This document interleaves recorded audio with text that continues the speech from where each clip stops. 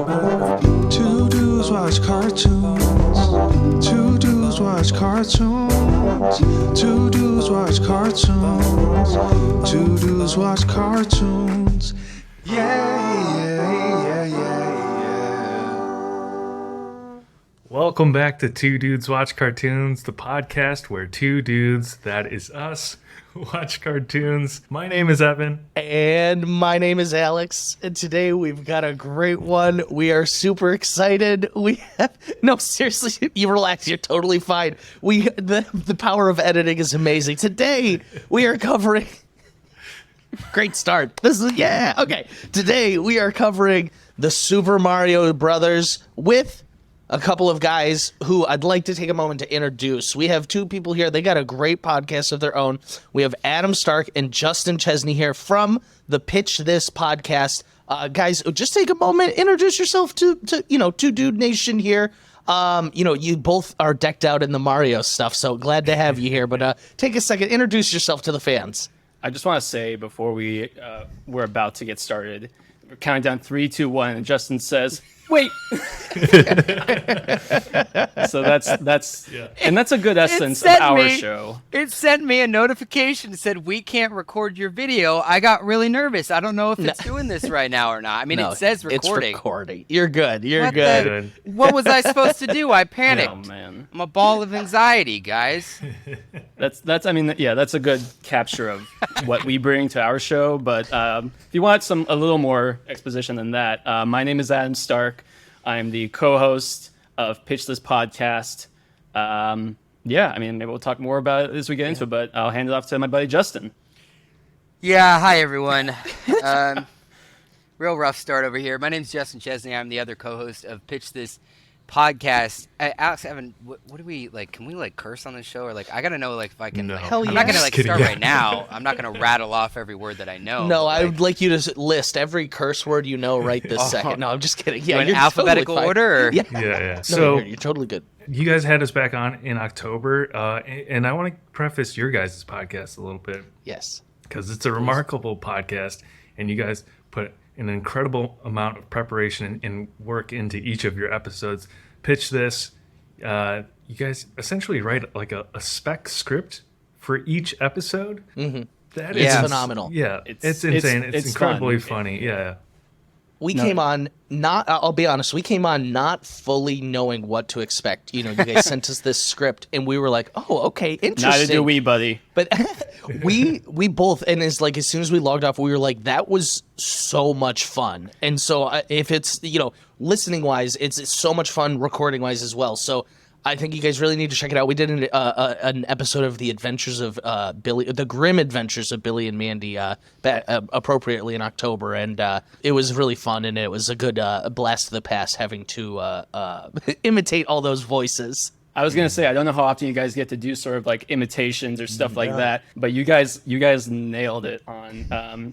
Alex, your Mandy was just so perfectly deadpan, and Evan, your Grim was just Terrible. spot on. It was so funny. But yeah, we love writing those scripts. We just come up with the most absurd ideas sometimes. It was great. But yeah, it's so much fun. So we'll definitely have you guys back. That's for sure. Oh yeah, no. Well, you Some invited us cartoons. over for this, and we were like, no, our turn to Uno host. reverse. Yeah, we Please were like, come to our sorry, house. Yeah, come on over. Let's trash our place this time. But I think we picked a good one. Here, we talk about animation cartoons, and I think with the Mario movie, I think it's going to be important we talk about the journey as a whole, from announcement to reviews, early things. So Yeah. I want to take it back to the very, very beginning for everyone here. What was the first introduction you had to Mario, the character, or I guess the world, any of this? So Mario was actually my doula. I came into the world being birthed by Mario. Yeah. It was the first thing I saw was his glorious mustache. Well, It's how most Italians are birthed in Yeah. the States, Yeah. in Pennsylvania specifically. Yeah, well, the mustache makes sense then. Yeah, for Justin, it's it's passed down that way. So Yeah, it's like a bar mitzvah for I Italians. had a problem coming out for a while, and he's like, "Let's go." yeah, I've known the mustachioed men for most of my life. I grew up very strongly a Nintendo kid. The only time I really was in contact with an Xbox or I had a PlayStation 1. That was the very first like gaming console I had was a PlayStation Travel, which was the smallest version of the PlayStation. There's probably like a knockoff version of Mario on there too, like Plumber Man, Yeah. and he was Greek. Marriott. Marriott. So other than like after the PlayStation 1, it was all Nintendo from that point out. Game Boy, my cousins had N64s, so I was always over there playing N64s. GameCube, Wii, everything from that point out was very Nintendo for me. So the Mustache Men were very much a part of my life. I was hesitant, to say the least, when I found out they were doing this movie. We'll get more into like that, later. But yes, to say the least, it is a big part of my life. Yeah. Adam, what about you? Yeah, I'll say, for me, like most of the things I'm super into now were kind of brought into my life because of my older brother.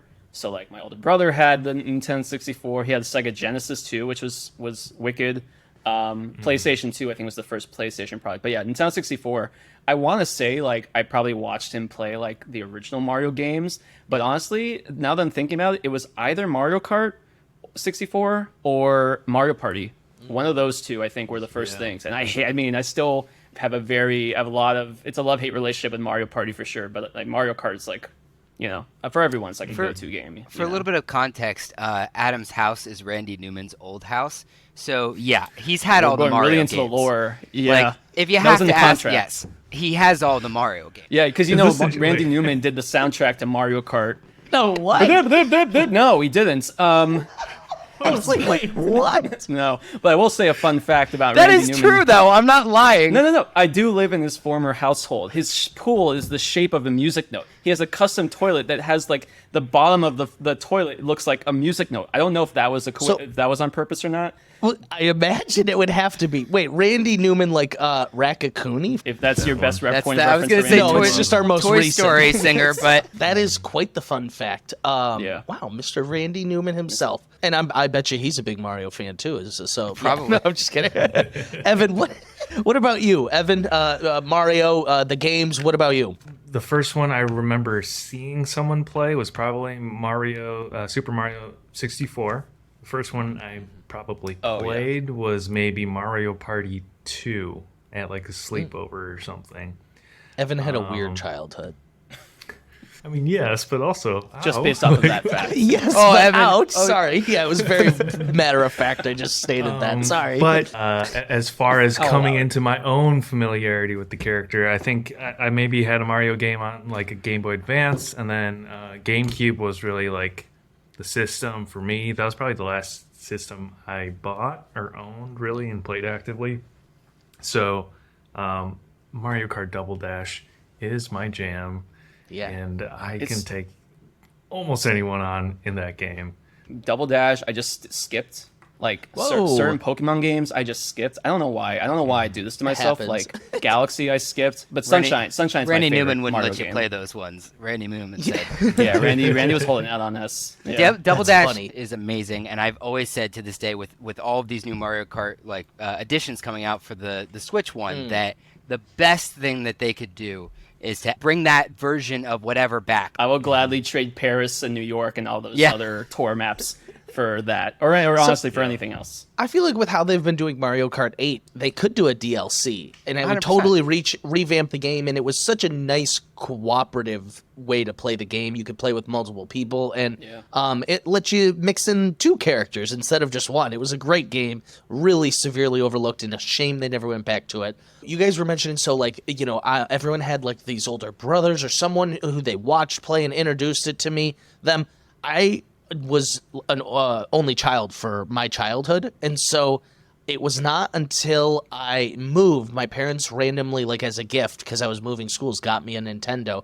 Great thing, for a friend maker. Just lock the kid in the basement, really. play video Of games. course. So I would play Mario 64 like endlessly, and I was obsessed with it when I was like 6 years old. Besides Pokemon, it's probably the only video game I had played. And then I went over to like a family friend's house, shout out Colin Woods, and he had Super Smash Bros. Oh, yeah. And he taught me how to play for hours, and it is like one of the most like vivid memories I have of like video gamedom for that age. And just from that moment on, I have just been a Nintendo geek. Like, I didn't get a PlayStation until I was like leaving for college. Like, I've always been Nintendo. So I was excited for this movie. When they first announced it with the voice cast, I was like, WTF? What the voices? It was like the voices were like so stacked. It was more surprising than anything. Like, I'm trying to think. It must have been. It feels like it was like a year ago, but it was probably like 2 years ago they announced the voice cast. Year and a half or so. It's been a bit. Yeah, It's been a bit. The hype of its casting was probably, or the hype of its star power was probably already waning at the time they announced like Chris Pratt. He was coming off of, I want to say, Jurassic World, one of those. he was everywhere. Like he was coming. Where wasn't he? It was around the same time they announced him as Garfield. So it feels like just a decision that didn't age well for multiple reasons, but just like it didn't pan out how they wanted. But otherwise, the voice cast is all right. We have Chris Pratt in the titular role. Question: are the Super Mario Brothers, is that their actual surname? The last name is Mario. Okay. So his name's Mario, and Yes, it's Mario, Luigi, and Luigi Mario. Luigi Mario, Yeah. That is their legitimate names. They're the Mario Brothers. I was like, well, how conceited of this older brother. It would be like, my name's like Alex, and my younger brother's name is Brendan. It'd be like, the Alex brothers were loving, like he just left out. Oh, it is no question in the world. I don't know how anyone else questions how Luigi is not an absolute sub because of his upbringing. Like, that dude bottomed so hard because of how how do you not, after being raised as Luigi Mario? Luigi is the epitome of Player 2, though. And Right. over the years, like Player 2 back in the day had kind of an, I don't want to say negative connotation, but you know, you weren't Player 1. And so Luigi being the classic Player 2 eventually took on like an identity of its own. Like people identified as like, oh, I'm more a Player 2 than like a Player 1. Do you know, like, does that make sense? Am I wrong? No, growing No, up, you're totally right. Luigi is my favorite of the Mario Bros. Like, hands down. I play as Luigi in most things. He's my go-to in Mario Kart, in like Party, anything like that. In golf, he's the only one that I have like maxed out. The only one, and I developed this affinity with Luigi, and I don't know why that is. I'm not a younger sibling. I'm the oldest one. Like, I have no other connection to Luigi. It just feels right. It just feels right. Adam, are you a Mario guy? No, I would say personally, I'm a Yoshi guy. Oh, okay.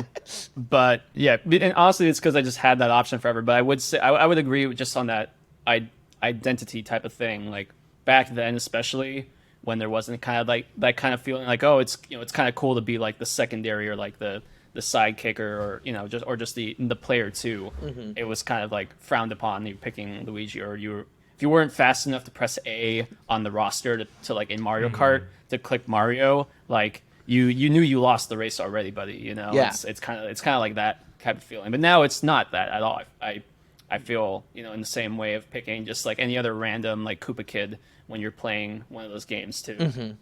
Yeah. Listen, you know what, guys? You know what? Let's get real for a second, okay? Let's just stop Yeah. for a second, all right?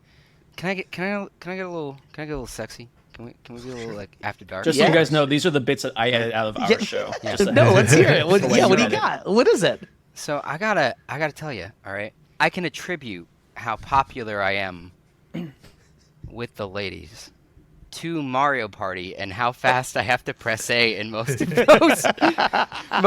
those mini games. That shit was wild growing up. I mean, you came up with every single way. How can I press this as fast as humanly possible? You try And- like every finger. You're like, is it Oh, thumb? like, is it the index? thumb? Maybe is it I'll the try this index? one. I don't know, but it forces you to go through and see like what is the very best way that I can do this as fast as possible in Pokey Pummel and Mario Part 7 and other games. But I remember that one specifically. I hated those pokies because they just would not go down fast enough. I forget which mini game it was, but there was a Mario Party on Wii where one of the mini games was definitely just jerking off the Wiimote. They're pretty good at it. You're just Yeah, like, Evan was the king at it. Come on, faster!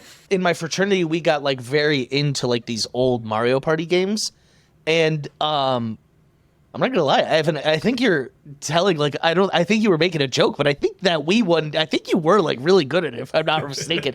There was someone like we got into do you remember we used to play Mario Kart? We used to play So that's like a common one. That's good. That's good.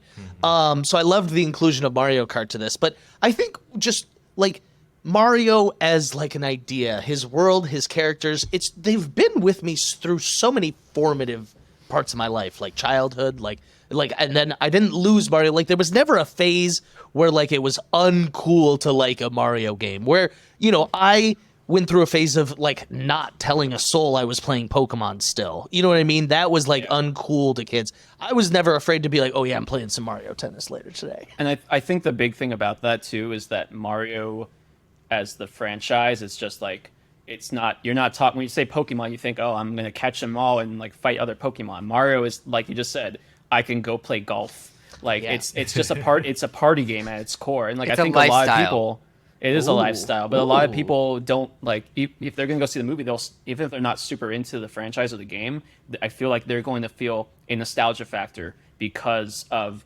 just how it's ingrained into lifestyle. It's just like the party game that's there. You go to like a random bar in Brooklyn, they're playing fucking Mario Kart on the projector screen and those kinds of things. We were talking about this recently in our friend group, actually this past weekend after the movie came out, and we just had to drive up to San Francisco, so we had a long, nice drive, you know, talking about all these things. And one of the things we talked about was, is there a franchise more ingrained in society as a whole than Mario? And I really don't think there is. I mean, you know, obviously there are ones that spike for certain people. There are ones that are, you know, I mean, objectively better, but like that is just how it is. I don't think that there is a different franchise, as much as like Pokemon is my favorite franchise of all time. Like there's obviously different, you know, favorites for different people, but I think Mario strikes a chord across the board with most of humanity, or at least the part of humanity that's ever played a video game, you know? I'd be curious, like, name recognition. Like, I bet you there's generations of people who haven't even played a Mario game that still can be like, yeah, that's Mario and his brother. Mario. It's so ingrained in global culture that he was a mascot of the Tokyo Olympics, even though it's like a short Italian guy. Like, is that when we got Mario vs. Sonic at the Olympics? Oh, yeah. Is that like the time? Right around I love that game. That's wild to think about, because I do think you're right. Like Mario's like a household name. And so let's get into this movie just a little bit here. So right out the bat, we're recording this after opening weekend, and it did it. It's the #1 best-selling animated movie for opening weekend of all time now. What do you guys think of that?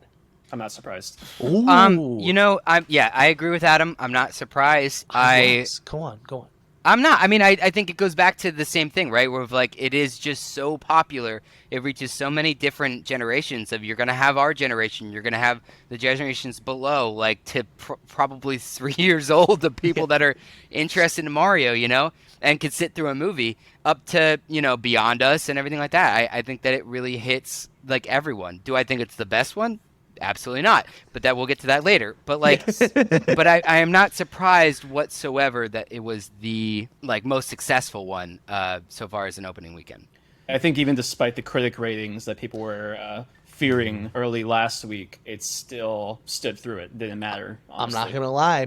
Between the short Chris Pratt trailer where his voice was pretty weak, and between the critics, I was really nervous. My faith was shooketh. I was like, oh no. And here's the third one, the perfect concoction.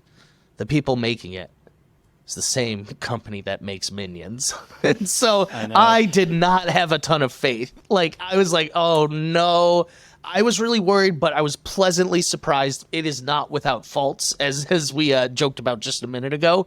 But I was very pleasantly surprised, and it just also like the kind of the it factor. It was so fun seeing in theaters because my theater was packed with kids. And oh yes, there was I'm not kidding. And so it didn't happen too often because he wasn't in the movie a ton. But anytime Luigi popped on screen, this like 3-year-old would go, "It's Mario!" And I was like, "You're shitting me!" Like that is so funny because it's not. You're wrong. So I want to say I don't know if it's like where I live or whatever. The time I went to go see it, because I saw it on opening night, like Wednesday at like 8:30 p.m. Burbank, California, and I would say it was probably there were kids, but it was much more of a full crowd of like people our generation.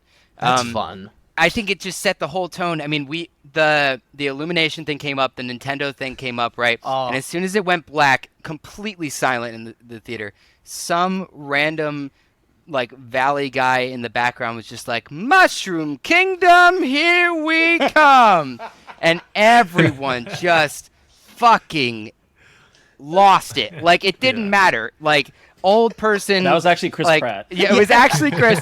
He was really nervous. Yeah. he was like, I'm just gonna joke on myself and hope that people go with it. That's funny. I guess part of what was so exciting about this and it being such a big hit at the moment is it is fun to get back to the theater. And I'm gonna steal Tom Cruise's title and I'm gonna say Mario. Mario saved cinema. It wasn't Top Gun. Yeah. Tom Cruise and the Scientologists are gonna kill you. I'm They're sorry to tell you. formulating a death You know, threats right you know, I now. just picked up on too. You know what's funny? The Nicole Kidman thing that happens before. First of all, I was scared because I don't know when I last went to see like a kids film, but I was like, are they gonna play the Nicole Kidman thing? Like, it's not like there's something PG-13 about it, but I was just like, please play it. So they played it, and I realized too while I was sitting and watching, I was like, why is Nicole Kidman alone in the theater? Like, are they acknowledging that no one wants to come see a movie? It was COVID times. Or did she just decide, get these peasants away from me? I will not sit in this theater with anyone else. She wanted a It's probably private that one. screening of Super Mario Brothers, Yeah. the movie. They should make custom Okay. versions of it too. Like she's sitting there, Mario's sitting next to her, Luigi's sitting next to her, like for each film. I have said this for a while. With how popular that Nicole Kidman like promo has gotten, the next time that they do a new round of it, because I think they have said that they're going to do a new version of it eventually, with how popular it's gotten, they need to make like 10 to 15 of them that are different, right? And it'll get like those collectors, those hardcore people that go to the Trying to theater, see 'em play them all. at random, right? Exactly, playing them at random before the movies. There is no better way to get those crazy fucking people that go to these movies to like say that they saw all 15 of the I think you're onto Kidman something. like promos. Yeah. I think you're Why onto am I not Kidmans. hired? I could save movies. Hashtag release the Kidman cut. Reese the Kidman cut. A bunch of people stand up and leave as soon as Nicole Yeah. Kidman's done. Like, I've seen this one. Damn it! They go buy another ticket. I think you're onto something. Presented in its original format, 4x3, as the director. As it was intended. So I do want to talk a little bit about the reception, but before I dig into that, this is actually the first Illumination movie that we've covered. So, thank you for bringing this to our podcast today. We had talked about it's the highest grossing animated opening weekend of all time. It dethroned Frozen 2, That's huge. which is big. I guess I didn't realize Frozen 2 was that big. Well, the yeah. hype of Frozen is what Coming off of that. So this was able to do that with the pandemic after Asterisk. effects, with the tepid response to Chris Pratt's voice acting. That's a good word, Evan. Yeah, I love when he Good says word. shit like that. I love him. you. Yeah. It made me lose my train of thought, but He's so proud of himself. For the audio listeners, he literally patted himself on the back right after saying that. You got to go to YouTube for those kind of jokes. So, all right. But I think it speaks to the power of the universal appeal of this character. And Yes. one thing I want to say before I go too deep into what our opinions of the movie are. So the critics rating, is around the 50s. It's rotten, certified rotten as deemed it really? by the critics. yeah, I haven't looked. It got to like 46 critic wise. When I checked it the other day, it was like 56. I did not audience- see that. But on the flip, go ahead. Yeah, Evan. the audience score is in the high 90s, maybe 97, 98, I'm not 100% sure. And here's the thing. Everyone's right. Yes. Oh my God, yes. In the best And, way. and listen, that is what we call art. Yeah. No, you're Mario has done what no other movie has done. It's brought the people and the critics together. You bring up such a good point, Evan, because this whole time I'm coming into this podcast being like, man, I really would love to sing a ton of praises about this movie because I had so much fun. There is a lot to enjoy, but when you like sit down and like try to get like to the meat and bones of this, you're like, oh well, there was not a whole lot of meat on that wing. So I think you come at this from two different ways. You come at this as you're going to see, like, you come and see this as like, oh, Illumination made this, they make the Minions, I like the Minions. That's on me. I'm not speaking about myself. Or you're coming Vito, at this, I got you. You're coming at this from the side of Pixar and like the meaningful, amazing, like Inside Out, those kinds of things. And you want It's interesting you you're chose hoping Inside to hit Out of all of them, but that's fine. it's a powerful film. It's fine. Oh my God, we're not going Sorry, there. that's a whole different thing. We can't. We Also, don't have I time for haven't- that for the today. record. I've not For the seen record. Inside Out, so if you guys are Evan's like, we could do something somewhere down there. the line. It's no Diary of a Wimpy Kid film, all right? Stop it. So Stop. We're not getting into your weird ass obsession of that. So what I'm all right. So what? Fine, fair enough. But so what I'm saying is, you have the critics coming at this as animated films should have something behind it, some actual driving plot, some sort of meaning and character development, and you have people say Mario fun, he drive fast, throw banana. Both are fine by me. Yes. And Yeah. if you're someone who is trying to go into there and pick out those things, you're going to easily pick out those things where it's like they have a quick the quick chat about, my father hates me. Animal spits them out. And there's nothing. That was it. It's kind of like that was actually the whole script. Yeah. Yeah. That was half What of I will DK's say- lines.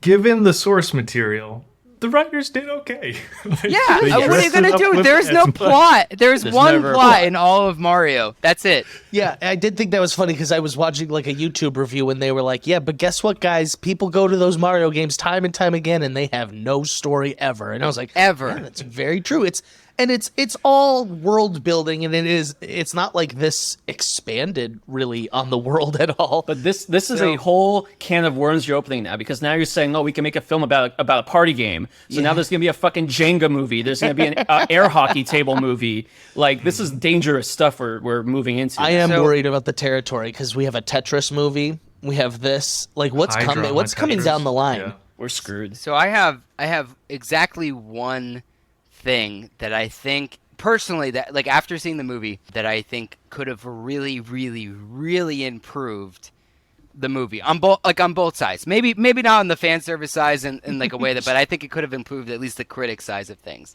Do you want me to share it now, or do you think that Yeah. later is a better time to? Okay. Right now, let's hear it. So, spoiler alert. Yeah, that's fine. In the climax part of the movie, I guess I would say like in the building part of the climax, when the giant bullet bill is fired on Bowser's command and they almost nuke all of Mushroom Kingdom, Mario is flying away and leading the giant King Bullet Bill away from it all, right? And he sees the warp pipe that leads him back home, right? I think the dumbest thing they did in that movie was bring them back to Brooklyn. I do. Because Interesting. I think that a much stronger choice would have been him, without him maybe not even realizing it, nuking his own way home. Oh, so then he's trapped there. Yeah. He is trapped there, and that is the premise of most of the Mario games, right? Like by the end of the movie, you have you see he gets back to Brooklyn, he can go back, his family's proud of him, great, okay, cool, like whatever, like, oh, okay, cool guy, or your family's proud of you, cool guy, whatever. All of that is accomplished. I think if you're gonna have a sequel and everything like that, have it be about the fact that Luigi, the mama's boy, is so eager to get home after their way home was absolutely destroyed, right? And Mario, the one who has been belittled his entire life, is like, why should we go home? Like, all of these people here love us. We're heroes, and make think that you're the onto conflict of the something. second movie. That's too deep. Yeah. No, I'm telling you, Sorry. like, I'm sorry. I'm sorry. Like, I get it. You're right, because for the purpose of this movie, it's definitely more for a younger generation. That's why it's an hour and a half. It keeps the attention span and everything like that. I think you solve a big plot point, which is why these plumbers from Brooklyn stay in the Mushroom Kingdom. That's a good point. I was feeling they brought it back to Brooklyn to make the stakes feel a little more real. Like, no offense to the Toads and everything, like that's like make-believe land, but now it's like Bowser's gonna destroy Brooklyn. But I will agree with you. I didn't think about it in theaters, but I wasn't crazy about the fact that they did the whole final scene in Brooklyn. I think it was solely so that like their rival and it was to fulfill that jingle in the beginning of their thing to Super Mario Bros. Save Brooklyn. And so I like your idea. I do. I think towards the end we can pitch some sequels, and I think you got a budding one there on your end. So Wait, Justin, your concern isn't that he sent a nuke to Brooklyn? Because No, that was no, my no, concern. no. I was like, No. You just Clearly- nuked Brooklyn. Yeah, clearly it doesn't make it all the way through, right? But I need a scene earlier in the film where Mario was reading a book about warp pipe physics. So he knew that by doing that, that's how it was going to happen. But Adam, the problem is that even though he didn't nuke Brooklyn, he still nuked Brooklyn with the fact that Bowser's castle killed about 500,000 people in Had to Brooklyn have. by just Had landing. to. All right, Yeah. we're setting up now, but this is the scene for the first. The for sequel is Spider-Man them dealing with all Homecoming. of the This is the end game, right? This is the after Infinity War of Super Mario Bros. Like the Mario Brothers have to confront all the people that died by like sheer squishing. Mario has to take on all that guilt of all those people he destroyed. I did see some movie comparisons. You mentioned one here. It was very Iron Man when he was Tanuki Mario and he guided the missile out. The other one being Mad Max Giant. Fury Road. Oh, Yes.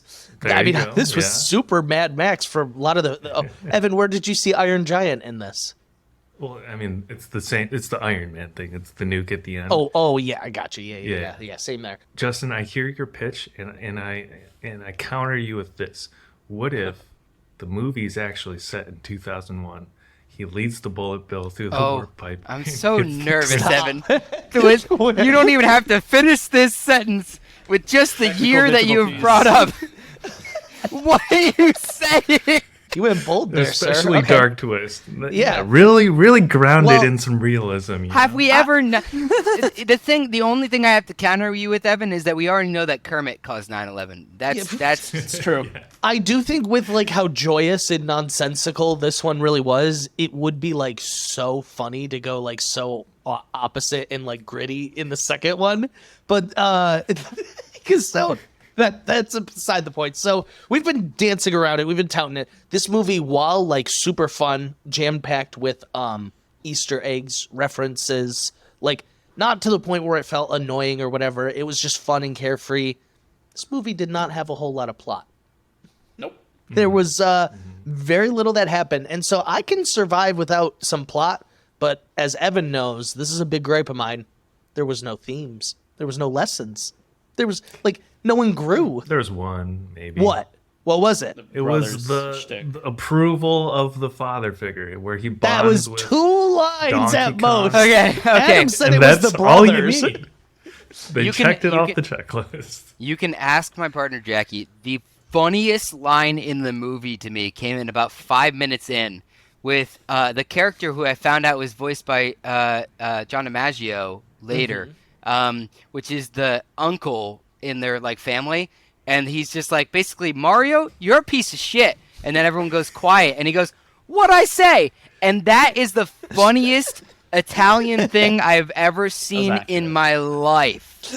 I Insult was you and then be like, what? what? Hey, Yeah. what'd I say? I was pissing myself in the theaters. You have no idea. I didn't laugh that hard in the rest of in the actual jokes that any character said in the movie that was very intended for a laugh. I did not laugh that hard. I was pissing myself in a quiet theater when that line was going on. Okay, so the approval of the father. You know, DK and Cranky Kong had a bit of that as well. So, okay. Yeah. It was very And there was a little bit of like the brothers sticking together kind of thing, but like that, you never really felt that like throughout the film on Mario's doing his hero's journey kind of shtick. Yeah. You know? Yeah. It was really, they really pushed it like hard at the end. Like, yeah, they did win together, but it's not like Mario was missing a piece during that time. And meanwhile, Luigi's in a cage. Like that was the entire side story for him on that. I guess for the listener who is listening to this spoiler-packed episode, Adam as brief, as quick as you can, as light as it is in the movie. I What mean, is we got the time. premise of this movie? Oh God. To save Brooklyn. I mean, not I would wrong. just say this somehow. If there's any place a magical pipe is going to exist, I would say it should exist in the sewers of Brooklyn. No one's gonna ever notice that. They're gonna see people would have probably seen it and probably just passed it and did not question it because that's just how life is in New York City. But for me, I would say the premise is man go in pipe, find brother, save Brooklyn. That's You're not wrong. So I don't know what else to say. I think the biggest thing, if you know Mario's story, it is Bowser steal Peach, Mario go get Peach. This was Bowser steal Luigi, Mario and Peach gonna go save the day. And so I at first But was they didn't even go to save Luigi. I know, it was like- it Mario was- was being a simp. it's a and was like, triangle. I'll help the princess save the. it's save like the a triangle. kingdom Like instead. like Bowser's coming to them, and they're like, "We're going this way," and then they're like, "Now we're gonna catch you off guard." Like the mapping We'll of this it on the racetrack. Yeah, the mapping of it was very odd. I was like, "Who's going where when?" I do like the war dynamic of this, land where it's like one of the most where the star was kept was in probably the least protected kingdom of the entire realm. Like, Where should we keep the star from a fire-breathing dragon? Out like that.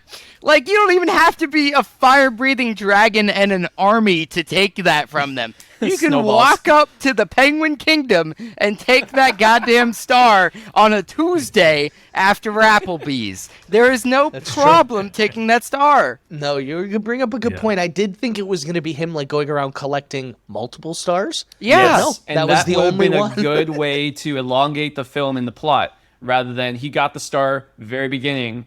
Here he comes. Like He's that was coming. it. He's There he coming.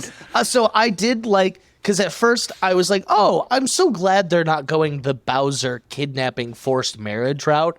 And then halfway through the movie, I was like, oh, okay, so they're just not doing the kidnapping part of that. That's okay. I want a Lord of the Rings style preface to the whole film next time, like about how the star was spread amongst the kingdoms.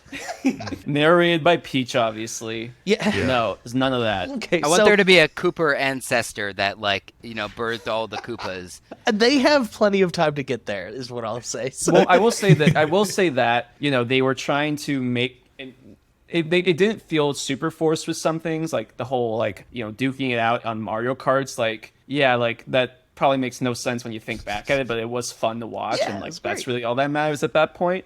But it's crazy how there's so much they haven't tapped yet. Yes. For what is obviously the new golden goose of Illumination. 100%. And that is they showed some of the regions, but there's definitely so much more, and there's so many characters that we have no clue about or how they're going to be brought in. Obviously, they don't need to do a lot of explaining this. They haven't done much in the last film, but there's clearly so many on the bench that are ready to come out. And if you saw the after credits scene, there is my boy, oh, the Yosh. But so what they did in this movie is they kept it so general. It wasn't like they had they killed off Donkey Kong. So because we're gonna Donkey get Kong dies. we're gonna get Actually, six Chunky Donkey dies. yeah. That's canon. We're gonna get 6 Donkey Kong movies. You know what I mean? Like they left themselves open. So before I think an easy way to probably do this would be to let's go by like these characters. So starting off, we had Chris Pratt played by Mario.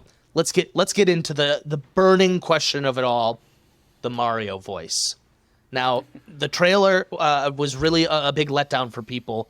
What did you guys think of the Mario voice? Justin, let's start with you. I didn't think it was distracting. And I think that is the most important part of it. I was not sidetracked by it. I was not focused on it throughout the entire movie like I thought I was going to be. Mm-hmm. And I know that's literally hopping over the lowest level of the limbo bar, but I gotta It say, did it though. that's what I needed it to be. I was really concerned about that. Yeah. That was my biggest concern, and I don't think that it was it was fine. It was fine. Yes. I think in a world where we have Seth Rogen and we have Anya Taylor-Joy and all these people that that don't necessarily, sound like what this, character is or whatever. I think it's fine. It is fine. Mm-hmm. Maybe it'll grow on me in future films and everything like that. But I think the most important part was that I was not distracted by it at any point in the film. True. Adam, what did you think? Yeah, I mean, I'll start by saying, like, when the first trailer came out, that was kind of like, what the hell is going on here? I think they did a much better job if they were to take kind of how they introduced the Mario Brothers in the film as, like, the very first trailer, like, with that corny ad and then showing their voices. I think that would have been, like, a great way to kind of segue into understanding what the film's actually going to sound like and what's going on. It's not just like, it doesn't just sound like Chris Pratt picked up his check and read his line once. But I agree with Justin. It wasn't distracting. that was really my main thing. Was like, am I going to come in here? Am I going to be fine with, like, I mean, Chris Pratt voices Emmett in the Lego Movie, and I love the Lego Movie. Yeah. I often forget that that's Chris Pratt because it really, at that point, it doesn't matter. But I think he did a better job than expected in the sense of, like I said, how they establish, they know what the voice sounds like and they do a corny thing, but it's actually like this Brooklyn accent they have. And I think he did a pretty decent job at that. So overall, it wasn't distracting. And yeah, after that, I was like, okay, I can stop thinking about this. I can actually, more so enjoy the film. Evan? Agree with you guys totally. I liked that they nipped it in the bud right in the beginning for as much controversy as it had caused when he was announced, when he previewed the voice. All you can ask is that he kind of gets out of the way of this movie, which he does. So It's funny, though, because take it seems like a lot of the press was him, like, defending himself. So like, I played Mario, damn it. No one believes him. No, I totally agree. I think for me, I was going in, I was so critical because, like you said, I just didn't want it to take away from the voices. I do think it had a bit of a nice, it helped that most people didn't actually sound spot on, if that makes sense. Yes. This was their own version of these characters. Everyone seemed to really fit. He probably seemed to fit the least, but I forgot that I was keeping a critical eye out for it, and I think a big part of it, and I'd be curious on rewatch, I don't even think he has that many lines. I don't think he talks a ton, if I'm being honest. Also, am I mistaken that the guy in the pizza shop who's at the arcade machine, was that Charles Martinet? Yes, it voice is. Mario? Yeah. And It's he a nice voices, I believe he also voiced an uncle in the family scene as well. Correct. Yep. Yeah. Which is a nice touch. I will say the bully, as he was, like Spike, they called him. He's actually like the actual character that Fix-It Felix from Wreck-It Ralph is based on. Yep. But so, Yeah. he Spike is Yes. voiced by Sebastian Maniscalco. yes, the Spike. stand-up Spike though in the hilarious beginning he was riffing on him, and he was at the pizza parlor. Dude ate 2 slices of a whole pizza and left, and I was so mad. I was like, I we agree. I was like, what? How are you gonna leave this whole pizza here, dude? That might actually be the least Brooklyn thing in that entire movie. I was like, are you fucking kidding You don't me? leave pizza behind. I like that. actually thought Luigi was about to make a joke at it because it looked like he was staring at it, and I was like, I picked up on something. And no, they didn't even mention it. But so then Luigi's got a ringtone. It was kind of funny. It was the GameCube sound. Yep, The- yep. I love that. That There's was so my many favorite Easter subtle egg. things there. Oh, and, like, Evan, that was your the favorite arcade Easter game. egg was the GameCube sound? Mine too. That might That's be my my favorite system. too. It hit That was me so good. in my That was soul. honestly like unexpected. I got you. Yeah. And the arcade game that the character that Charles Martinet's character plays is Jumpman, which is the original Which is name for Mario original before Mario. they gave him a name in the second Mario and Donkey Kong. Jumpman is, game. I'm pretty sure, the same, except his colors are inverted. I think he's wearing red overalls and Yeah. like a blue shirt. And the pizza shop is called Punch Out Pizza as well. Just Another chock full Nintendo. of these really nice Easter eggs, which show you that the people who made this movie really either did their research or grew up on these games knowing this history. None of it ever felt like forced or cheesy or like, look at this, like sometimes Easter eggs can be like.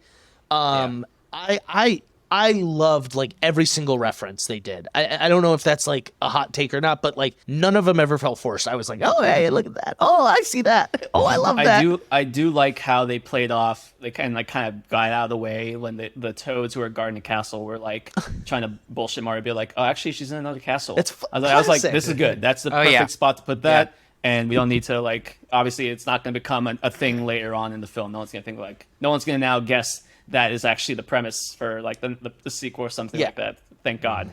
So Next up on the docket, I would say, is probably Charlie Day as Luigi, who I felt underserved in the plot, was kind of stowed away in the first 15 minutes and then is looped back in for the climactic battle, which is a shame because I personally felt that Charlie Day was great as the character, and I was actually really excited about his voice casting. How'd you guys feel about Luigi's role in this movie? I agree, honestly, on both fronts. I mean, I think he did a great job. He's the perfect voice for a distressed Luigi. Yeah. Because he just sounds distressed all the time. And yeah, it's what happens when there's not really much of a plot and not much of anything behind to drive character growth in the film. Like, obviously Bowser needs to remain the big bad. There's not really much of an arc there with him.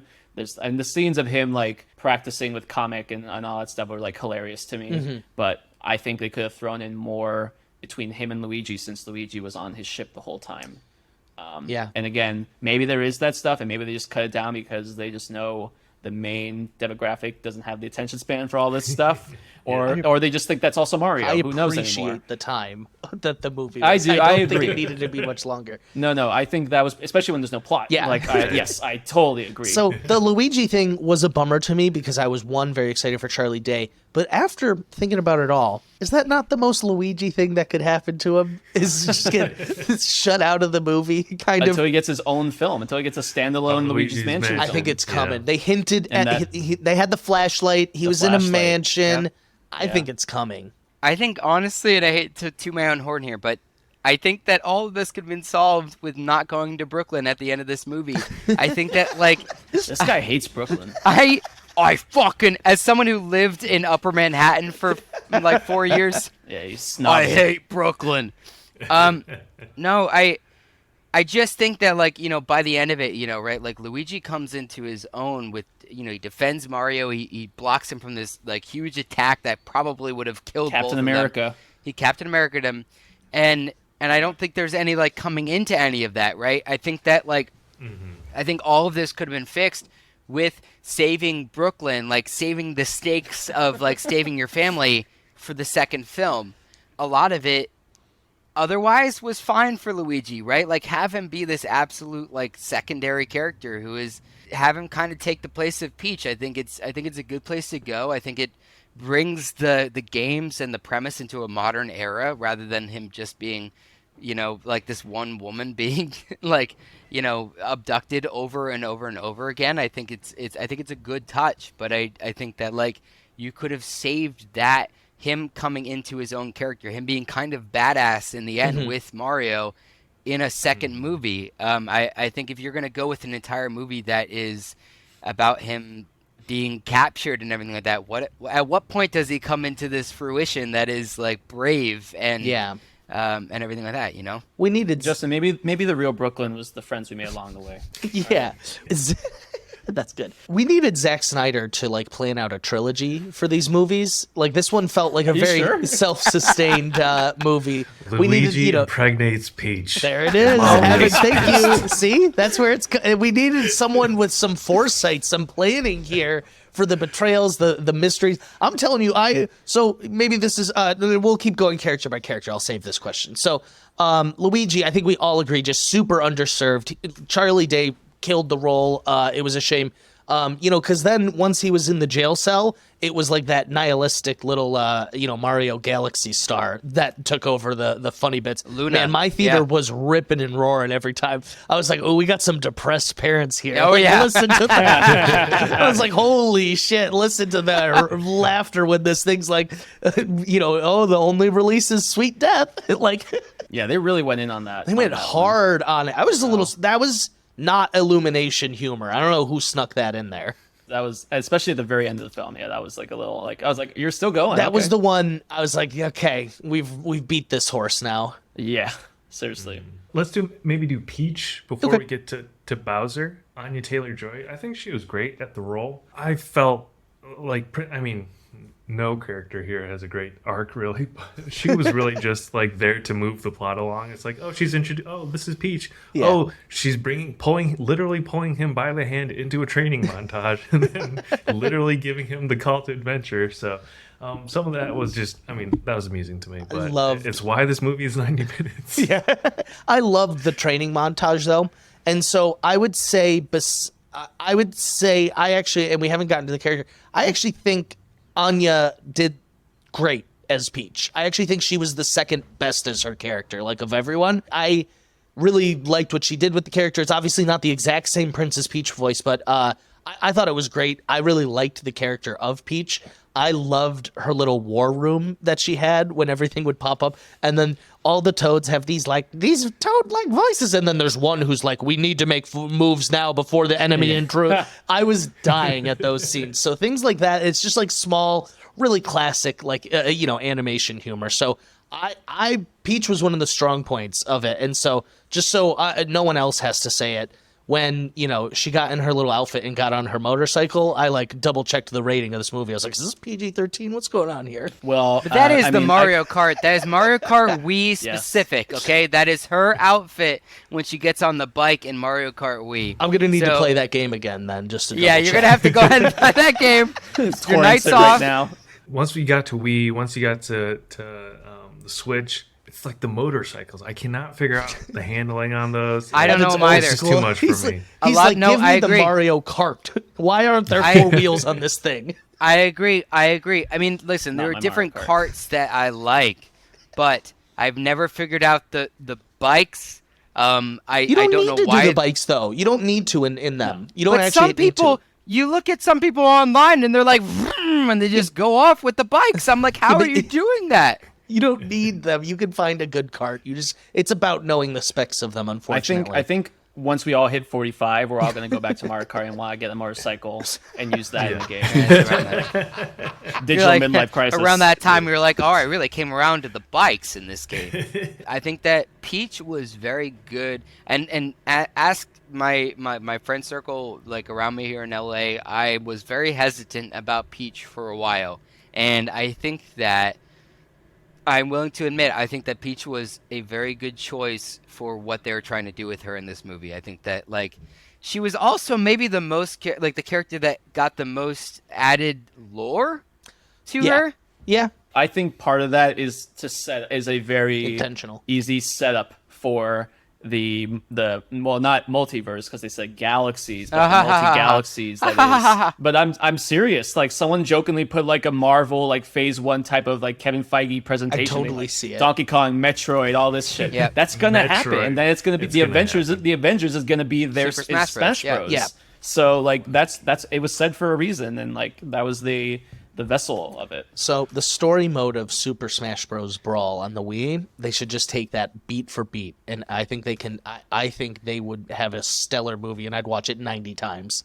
I agree. Subspace Emissary is fantastic, but if you're an avid Smash Bros. Person, you know that the Super Smash Bros. Switch Ultimate has a very, very dramatic beginning to their game, which is basically everyone except for Kirby fucking dies. Yeah. Even Brooklyn. So that right there is their Infinity Wars, right? Yeah. That'll go to that, right? That'll lead to that. I 100% agree. You have a very dramatic line that you can get into with the Super Smash Bros. Stuff if handled correctly. But do they add Detective Pikachu and Sonic from Ben Schwartz Sonic? Ugly Sonic comes back. The tough thing is Pokemon. The tough thing is Pokemon, because I think that Detective Pikachu needs to be its own thing. I think that if they're going to start with this, I think if they're going to start with this universe, then they have to do a separate thing. And Pokemon how do you bring will be like Pokemon into it? Everyone's like, where are the Pokemon? Well, it's like the Robert Pattinson Batman. If Smash Bros is the Avengers, does that mean we get Josh Brolin as Master Hand? Oh, yes. That's how it works. Yeah, it would have to in the contract. Yeah, we'd have to do that. A quick plug. Justin and I, a while back, must have been season 2. I was thinking the same thing. we did a dating show script, but with Smash Bros. Called Smash Bro or Smash No. Check it out. That's one. good. I'm gonna go check that That's out. a good one. Okay. I don't know if we did sound effects for I that actually one, want to say I was not thinking the same thing. which one were you thinking of? We did do Jesus that. We Christ. did do that episode, but in a more recent episode, we did a fantasy draft of what we would say our own Super Smash Bros. Movies would look like. And in the format of the game, or in the format like the game that we were playing in our podcast, we were talking about like, you know, in a fantasy draft style, if I choose a character, you can no longer choose that character. I see.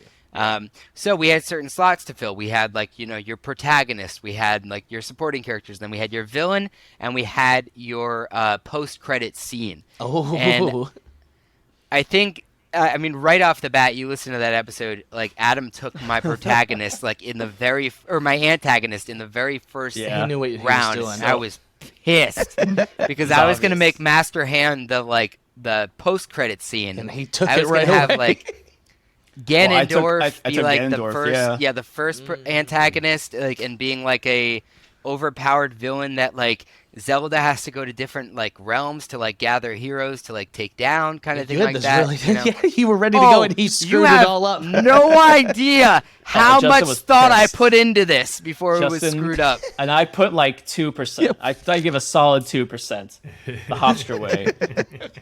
Yeah, if you want if you want to see a grown man perish, go just skip ahead to that game in that episode. I forget which one it was, but that was a fun one. It might have been our interlude episode. But yeah, Any last thoughts before we move on from Pete? I will just say this. I kind of like Justin. I just didn't know what to expect with Princess Peach. Some of her lines in like the trailer, and I felt like some of the lines in the film kind of felt like voice boxy. Like they had to record lines, and they just pressed a button and they said, "Let's put that line there," and they didn't really need to be an inflection towards anything. Which, well, it was like whatever. That's fine. But I will say this: when Anya Taylor-Joy came to the premiere in the Mario Kart Peach's bike suit, I wanted to stand up and applaud her in the middle of a Chili's, and I almost did, but I was like, "This is great. This is like what this film should be about. This is what fun films should be about." And it was like, I'm in.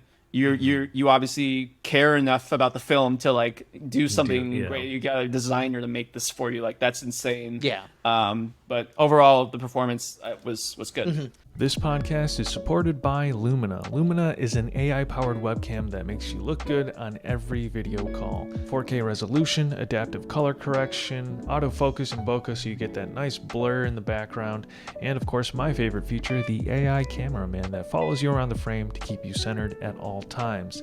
Zhuzh up your video calls and stop looking like dog doo-doo with Lumina. You can use promo code 2dudes for 10% off your purchase at getlumina.com. That's code TWO dudes at getlumina.com. Back to the podcast.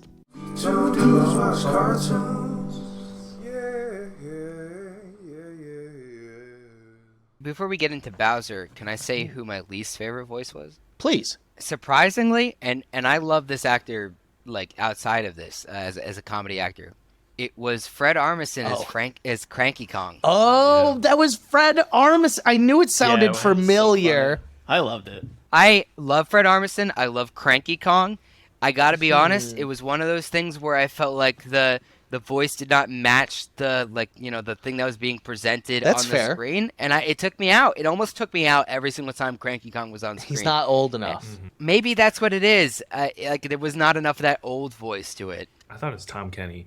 This is a natural transition. Let's move over to DK Donkey Kong.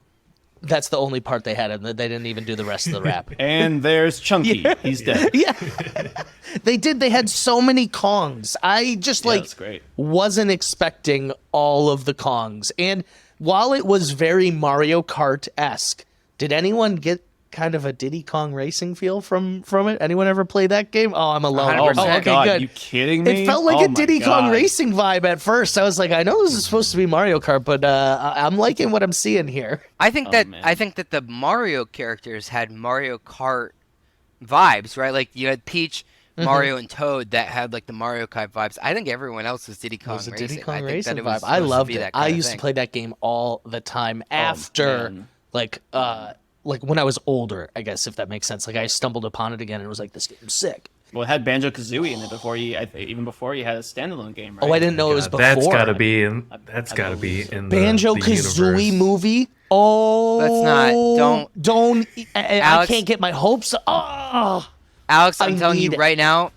you don't get into it. You're gonna get a whole other episode with Adam on Banjo-Kazooie. You can't do that oh right my now. God. You're So- booked. You're booked. Genie's booked. We're we good. need that. Oh, that would make such a good movie. Holy. Okay, so let's stick on. Except he doesn't speak Let's stick on Donkey Kong. Now, I'm gonna start here. I love Seth Rogen. He's what I aspire to be. Chubby, goofy stoner. Super Higher all the time, popular. yeah. Yeah. That's what I want to be one day. Pottery maker. Yeah. Oh. So, I thought he did the best in his role. I don't know if that's a hot take. He was the most like. I know Donkey Kong has I guess a voice sort of, but he to me was the most. I was just like, this is Donkey Kong. I think that Seth Rogen's great, and maybe this is getting ahead of the show, but honestly, I think Jack Black was the best He'd one. be the only one to compare to. So that's I'll take that. I can accept that. I think in terms of meeting expectations, it's kind of you think about who was cast that actually cared about the franchise and played the games and all that stuff.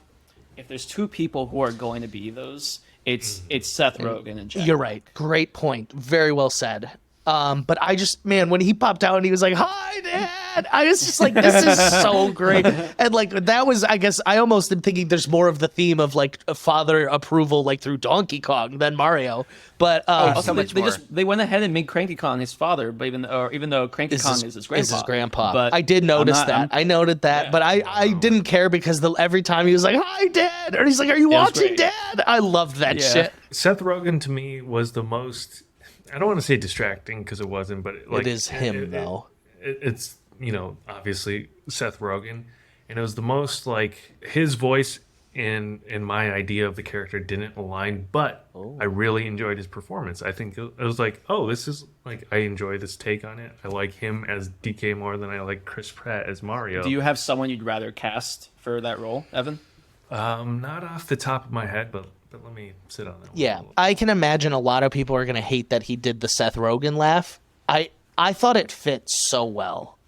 I just thought it was so funny too. That was another moment my whole theater laughed just when he first did his signature So, laugh. I think, and Adam, I think will agree with me on this. I think the Seth Rogen laugh as a joke to Seth Rogen fit much better in the Rescue Rangers movie, where it was my God, yes. where the whole thing was a joke of a bunch of different Seth Rogen movies, and that was the thing. I think I don't put any of this in Seth Rogen. I think that it was definitely directed to, be like, okay, and now do your fucking laugh. That's his own franchise. It's in the contract. They were like, it's an But, extra 100,000 if you don't. Yeah. But I do think that it is it's better suited. At this point, it's almost a meme. That laugh is so memeable that if you're gonna do it, you're commenting on the laugh. You're not commenting on the character. That's fair. Yeah. I just loved it. I thought he, to me, was a lot of the life of the movie, if I'm being honest. He was a lot of the joy that came. So, I loved once they got there. I loved the fight between him and Donkey Kong, him and Mario. He might have been my favorite character in the movie, now that I'm recapping it all. It was unexpected that DK assumed the sidekick role in the movie that probably should have been occupied by Luigi, for the whole brothers storyline of it. And again, there's not enough of an arc or connection. Yeah. Save your brother, save Brooklyn. Yeah. Save the cheerleader. Yeah. Save I was like, where am I copying that I knew you from? were Yeah, going there. that took I me a knew minute. it. Any thoughts on DK before we move on to? No, we have to. No. He deserves it. He's gotta get that. We gotta go. No. So while I just said Donkey Kong was my favorite, I totally agree with you. Jack Black was one of the star stealers of the whole movie. So let's give the man his credit. Because like Adam said, he obviously was another one that was my whole life has been leading to this moment. So I love that. He even released this insane virtual reality video on his TikTok where he's going through like a Mario stage, and it has like the lava and the blocks, In and his he jumps up and backyard. hits like a cube. It's like three-dimensional as the camera's moving around with him. It's his fucking backyard, but it's just like, and he's being so dramatic about it. It's so great. I just watched like a video on YouTube where him, Charlie Day, Keegan-Michael played Mario Kart, and that's of so course fun. like. It's like there's not even that much of a focus on Jack Black because he actually is like super into the game while Charlie Day and Keegan-Michael Not are talking that much, struggling yeah. for their life while trying to like play and like get interviewed. So, Bowser, though, he has the opening scene. He really sets the tone. Well, is it yeah, it's the opening scene. He sets the tone. He's King Koopa. He's got his whole thing. I think he is a lot of the humor in this movie, too, which was really great. It's fun having like a goofy bad guy, if that makes sense. We don't get that too often anymore, like in anything. And so I think his best joke was he was like, I've gathered my whole army. We have Koopas. They're like, yeah. We have Goombas. Yeah. We have whatever those guys are. And that was probably the hardest I laughed because I was like, yeah, what are those guys called? Gun to my head, I couldn't tell you what those things are. Yeah. I would say Jack Black as Bowser probably has more lines than Mario. Yes. And I would say Jack Black is the star of this movie. You know, maybe not pay grade wise, but he's the heart and soul. He carried this press tour on his back, in my 100%. opinion.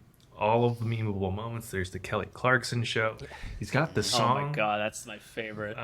the Peaches song, which they just put a video out for. Like, Yeah, full song. It really this man put the team on his back. And you guys had commented on Anya Taylor-Joy wearing the Mario Kart outfit. On one of the red carpets, he had like a full Well, Yeah. well, no, he had the suit on, but with, like, blazer, the spikes on the back. but it Yeah, had spikes on the yeah. back and flames. it was awesome. What a cool guy. There's literally a video of him. You see him in the distance in front on the red carpet doing like a bunch of stupid poses. In the foreground is the creator of Mario, just like oblivious to all that happening, but behind him. But it's like that is what you have created, sir. That right there, Jack Black in a custom Bowser suit. And I just love, though, that sort of like reverence for this role because that is Bowser, for all intents and purposes, is one of the biggest villains in all of like fiction. You know what I mean? He's literally a princess kidnapping forced marriage dude. So he's, Dragon turtle. Yeah, I love that about him too. I don't know why.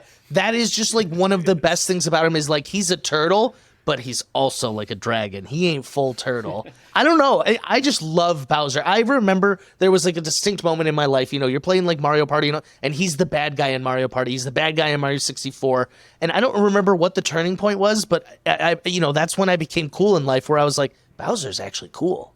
You know what I mean? I was like, he's so cool. how have I missed this all these years? And then that was when, I started being able to talk to girls. that's it. That's the gateway. Yeah. If he wasn't such a tank, I would play him as Mario Kart. Oh, you know? yeah, Like, he it's- weighs it's down just- the cart, but my brother plays him in Smash and is kind of unstoppable. Oh, God, too, I buddy. hate Bowser. Yeah. in fucking I Smash Bros. grab Stop it. Justin. I hate you. And I hate you flip so off the screen, goddamn much. And that's the thing. That's the thing. When you do that move, ladies and gentlemen, when you do that move, you as Bowser always die first. Do I care? No. No, the thing is that they had to update that move in Smash Bros. Because it wasn't always like that. It was in too the original version of that. Yeah, in the original version of that move, the other person would die first. They had to change that because it was too fucking overpowered. All you had to do was grab someone and jump off the jump. side. It was awful. And the thing that's true. is, ladies and gents and our non-binary friends, Adam Stark does not care. He does not care. He It doesn't does care not if matter. he loses. He's just... He We does live not in a matter. society, Justin. We I live in a thought society. maybe when they changed the game that he would stop that's doing so that, funny. and no, he did not. That's not the real victory. The The real only- victory is slamming your ass into the abyss. The That's only good. thing that might rival it in Smash Bros. Is being more degrading is getting eaten by Yoshi and shit out the side of it on an egg. That is the only thing that might way be to more go. degrading, and I don't even know if it is. It's just the only thing that could rival it. Okay. If you watch our show, you slowly create a handbook on how to get a rise out of Justin. That's the real takeaway of our show. Okay, Bowser, we'll talk about his song. Oh, question for the room. Is her name Princess Peaches? Or was Bowser saying it wrong? Bitches. I think he was saying like it was like a pet name. Oh, that's what you were. You Yeah. thought it was like a Term of pet name. endearment. See, I thought he was Yeah, like yeah. from Michigan, where they add S's onto the end of unnecessary like restaurants and places. And here's my question. So she was discovered as an infant. She can't remember anything prior to coming to the Mushroom Kingdom. So did the toads name her Peach? Oh, Do they yeah. have peaches in that kingdom? Raises a lot of questions. Questions that will probably never be I answered. love the Those are my idea questions. that she was an outsider baby, and then when she grew up, they're like, "You're our fucking princess now." Yeah, like, and then they made her "Oh, princess. we think- skipped a couple steps there. It's got an opposite of Princess Bubblegum Oh my kind God, of thing, yes. right? Where it's like, Princess Bubblegum just like literally made all of her, kingdom. They like, raised out her, of and they were science. like, "Oh, you're our leader now. You did You're the it." best one. You got zero. You've got exactly 0 mushrooms on you. You're our leader now. You know the least of the Mushroom Kingdom here, but you're gonna rule us. So They're like, who's the least annoying person here? that's a great question- Toad. Keegan-Michael Key is gonna get paid for a role that is accidentally you one day. I'm actually the stunt Yeah, man for the yeah. role, so I had to learn how to say the lines. The question for me is, was there a kingdom before her? Like, was there a ruler? Oh, that she maybe took she over for? organized And 2 peaches. I like to believe they were just like a commune. like England, like an imperialist. She came in and took over and set her new ways. She was like, "Build This is me a definitely- castle." So it's definitely a pro-imperialist film. It's definitely propaganda when you, So when they you say get right, down to it. right off the bat of it. Yeah, You wanted Brooklyn to be destroyed I- because it was a free country. right. Exactly. Is it implied she's from Brooklyn or just think from each- Earth? No, I think so. think but so. like, who knows? But she ain't got that Brooklyn accent, so I don't know. She came through the same. She's a baby, Alex. Like, she's not were- gonna be like, "Goo goo gaga." so Like, she comes through as a fucking 1-year-old, if that. Like, she's barely walking through the goddamn pipe. I don't Like, she's wanna not gonna have the Brooklyn accent. I don't want to Well, there is detract that part from your where- joke because it was very good, but I loved that they had Baby Mario, Baby Luigi, and Baby Peach. That Love that. was Me I love too. that. that was huge. If I'm being honest, big ups to them. I hope Yep. they have the balls. I dare you, Nintendo, to do Mario and Luigi Superstars Partners in Time, where they team up, where Mario and Luigi team up with Baby Mario and Luigi. I dare you. Alex, you gotta have Yoshi's Island before that. Oh, You well, have that's to have part of the Yoshi's Island universe. before that. Yoshi Island is coming. That may be next. We're There getting needs to That's it. That's what Yoshi's Island is. It's Manhattan, like 5,000 years in the future. They take it over. It's an It's island. a Planet Damn of it. the Apes type twist. Yeah, right. Blow it Exactly. up. Okay, wait. Any thoughts? Bowser, Jack Black. We love him. He was the star. Anything before we move on from Bowser officially? I think what saved the first trailer, kind of like how they started out the film with Bowser, they started out the first trailer with Bowser, and it's like then you get hit with the Chris Pratt voice, and you're like, don't like that. But you already saw Bowser. I was You invested saw, when like, I saw how- Bowser. You saw how good the end. Like you gotta give it to Illumination. It's just it looks great, and Bowser sounds great, and you're like, I don't care. Like, at some point, like. Maybe I'll have more material to make fun of Chris Pratt, but I'm gonna go see the film at the end of Yeah. the day because there is so many good aspects, and that was a strong the one. first frame of evidence. Great agree. point. Were you guys disappointed we didn't get Kid Koopa at all? Baby Bowser. Bowser Jr. or Baby Bowser? Bowser Jr. Excuse me. I'm so sorry. I think that is another untapped. Is he on my roster He's here? gotta be, That's yeah. another untapped character like Wario, Yeah. Waluigi, Oh, yeah. Bowser Yep, Jr. yeah. There's so many they haven't tapped that it's definitely going to be the case because now Bowser's captured. Oh, okay. Bowser Jr. is coming to save the day. Oh, that would be fun. I Okay, can only okay. assume. Yeah, So we're moving on 100%. from Bowser. Is there any other voice actors we really need to, or characters we really need to touch on? Justin kind of challenged the thing I was going to say already on Toad. So Toad. I'm Yeah, good we with Toad. covered Toad. Unfortunately, Toad underused again. I really like Keegan-Michael Keel, and I thought he did a good Toad. So excited for more of him, but he was a little underused. He was good for what he was in. When he cooked up those guys, his little meal there, that was his best moment. Yeah, I do Yeah. think that like maybe my most controversial take is just that I did not like Fred Armisen as Cranky Kong, and That's that's fair. that's about it. I get it. And I get it. He's a supporting character. I'm not saying that like it ruins the movie in any case. It just He truly phoned was. it in, though. I'm just kidding. It was really just my Yeah. thing, and I'm willing to admit that it was a very personal thing that I just was like taken out every time that he talked. I get that. What I want to do, in the spirit of the Pitch This podcast, we are going to pitch the very next movie for Illumination. So we'll give you guys a minute to think because me and Evan are a bit more prepared. Evan, do you have yours? I'd be ready to go if you don't. My preparation was coming up with the premise of that, but I didn't prepare. You didn't think far enough you can go into. first. Okay, so I'll start while I give you guys some prep time. I know you'll only half listen to mine. So my biggest shock of the whole thing was the post-credit scene was not Wario. I don't know why. Yeah. I was convinced in my head it was Wario because that feels like such a natural progression into a new movie. It's a new reason to probably take them back to Mushroom Kingdom. And so my pitch is we gotta save Brooklyn again, but this time from Wario and Waluigi. No, I'm just kidding. But so Wario pops up and probably Waluigi too. Fuck it, he needs to get in here. Nintendo is not going to give us Waluigi. I know, They won't give us Waluigi in fucking Smash Bros. It's not going It to is happen. true. There is like a whole thing that like they may not properly own Waluigi or something like. Oh, wow. Because he's like a sports game character. There was Yeah. I read it was a theory I read, so I don't want to tout that as fact. But like, Okay. So Wario, maybe Waluigi, asterisk. If we can get both of them, I would love both of them. We get Daisy. Unfortunately, they are all from Brooklyn. But Wario is now livid. He's a plumber, a rival plumber. And he is now livid at the success of the Mario Bros. In like the style of almost like the Reverse Flash becomes obsessed with like taking down the Mario Bros. And so he is probably going to, sorry, Charlie, he's probably going to capture Luigi and take him somehow into Mushroom Kingdom, and adventure ensues there. We're going to get Yoshi, as we were teased at the end of this movie. We're going to get Peach again. We'll get the Kongs back in it, and I'm sure there's plenty of other characters that we can add. But I think that's the natural sequel in this trilogy we have coming, hopefully. I guess I've already said what I wish would have happened at the end of it. I think So that just to retcon it for your sequel. What's then going in? What do you got? let's start with what we have, right? Like what is like established now as the canon of this universe that they've set up, right? I love this Personally, shit. Okay, go I ahead. think the next step is Super Mario Galaxy, and I think it's Already? Rosalina.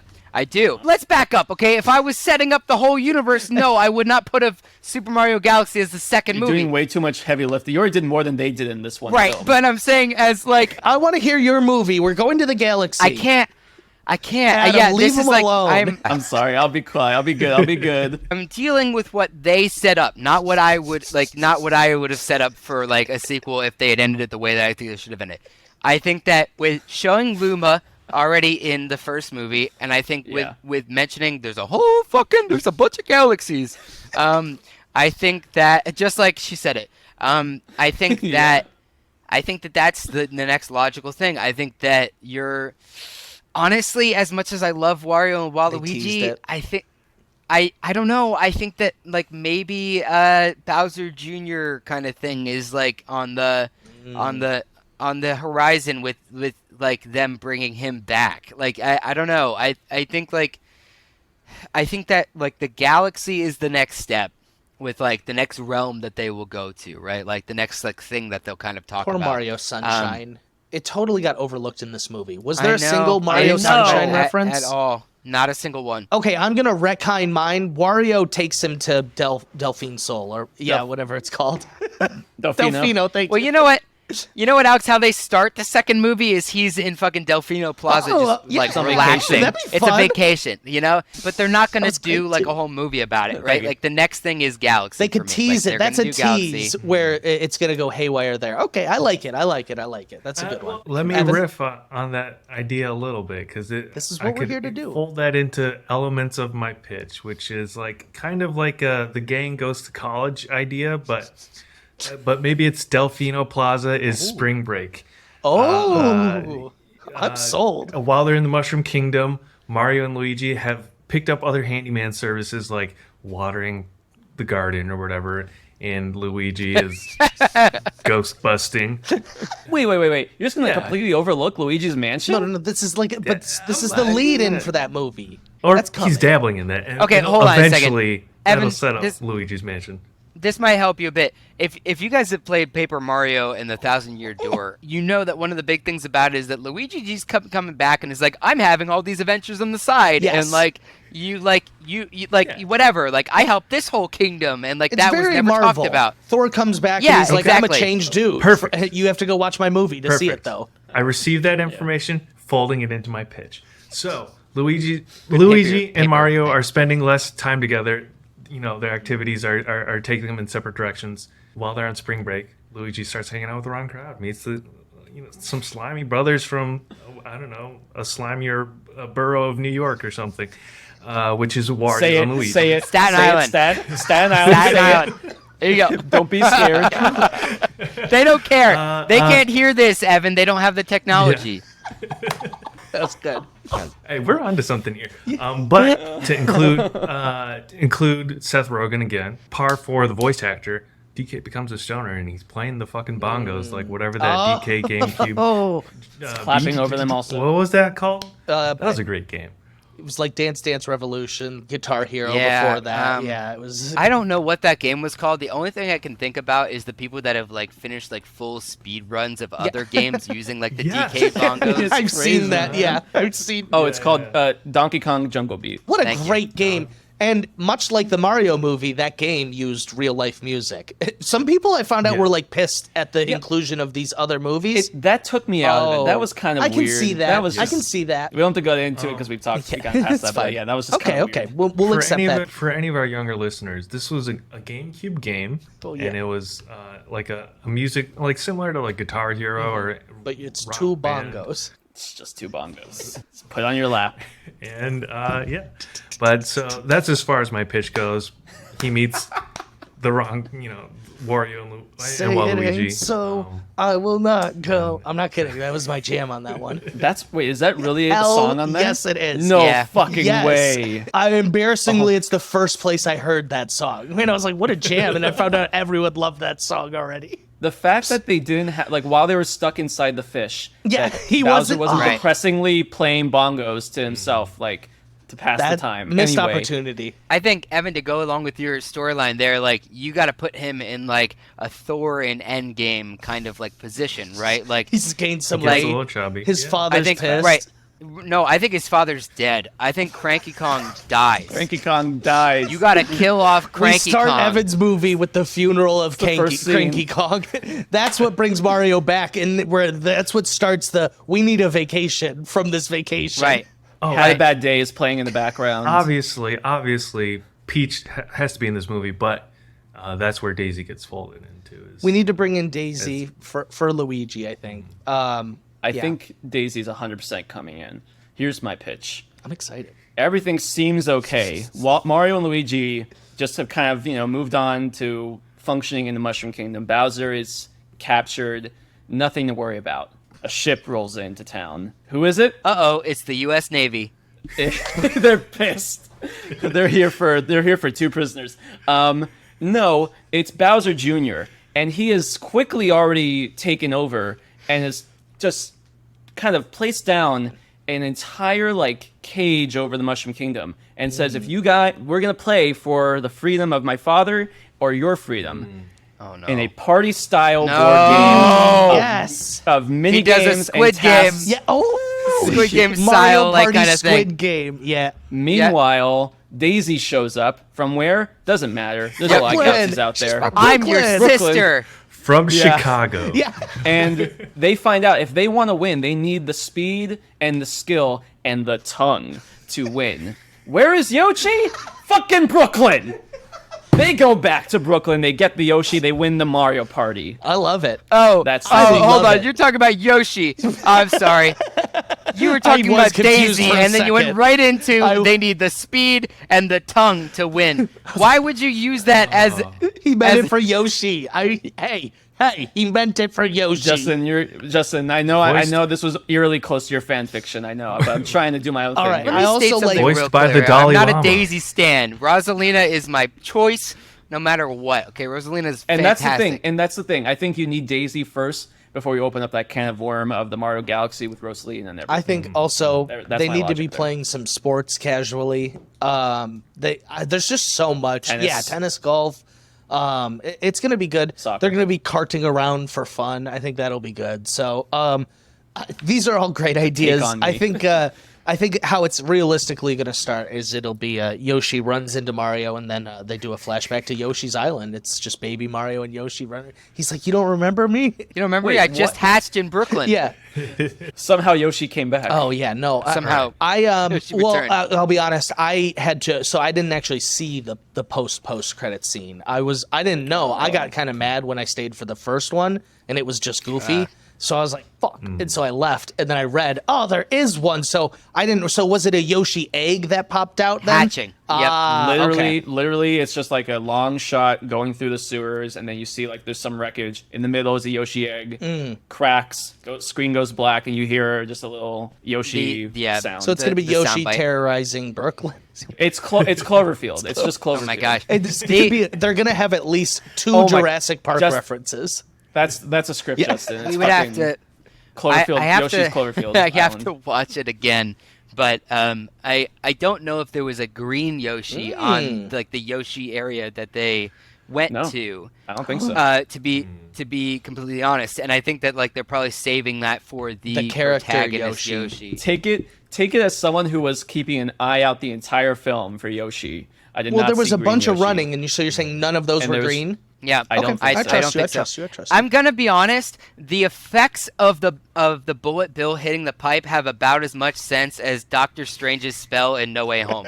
Like We're just gonna go with it. I'm on board with that. Yeah, it doesn't make sense. It's gonna- There's no we're like magic and for plot, and we have to do this because it, like sort of whatever like there's no Yeah. and somehow a Yoshi egg ended up in the sewers. Well, of it sucked fucking everything Brooklyn. up. I loved it. It Waluigi sucked everything voiced up. by Tobey Maguire. I have a really quick follow-up question to this pitch game. We don't have to come up with a plot for it, but if you could greenlight one movie for the NCU, the Nintendo Cinematic Universe, that you would want to see before Super Smash Brothers, the Banjo-Kazooie. culmination. Ooh, that's a Stop it, what Adam. would you- Serious answer. It would have to be Legend of Zelda. But yeah. for me, Banjo Kazooie.